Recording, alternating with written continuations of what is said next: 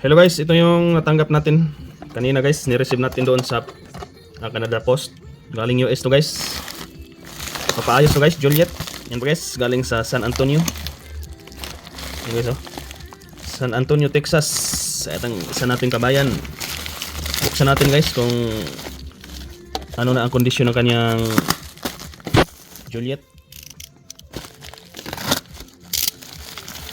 Ito na yung pinapadala sa atin. Dalawa pala to, tatlo. Dami. Tatlong piraso pala.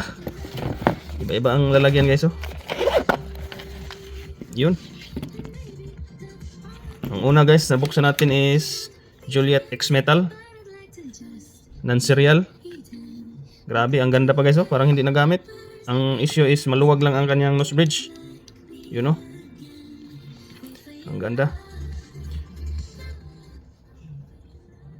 X Metal guys, parang walang gasgas talaga. Ang kanyang rubber is perfect condition pa ang rubber.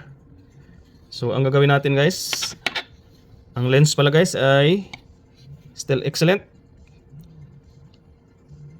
Mukhang hindi nagamit to guys, nasa baon lang to. You know, maluwag na ang kanyang nose bridge. So ang gagawin dito is nose bridge tightening itong isa.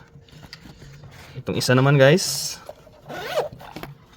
Juliet Plasma First Gen. Ang problema guys, medyo malala na to guys.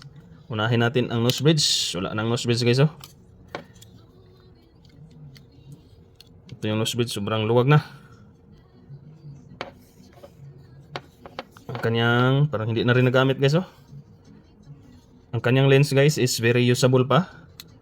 Although may mga hairlines, pero very usable, fire iridium. Ang rubber niya, kulang na ang nose pad. Sobrang tigas na ng rubbers guys, kailangan na palitan. Saan kaya galing to guys? Parang hindi talaga nagamit. So itong plasma guys is nose bridge tightening rubbers. Yun lang ang gagawin natin. Ang panghuli, itong pangatlo guys. Wow, Mars Crater. Ang problema sa Mars Craters is sobrang luwag na guys. You know? Sobrang luwag na ng Mars Crater. Rubbers still excellent. Yun, ang gagawin natin guys is nose bridge tightening lang guys dito sa Mars Crater. Woohoo! Ayan na guys, oh. Tatlong mga bakal. Galing Texas, San Antonio, Texas. Let's go!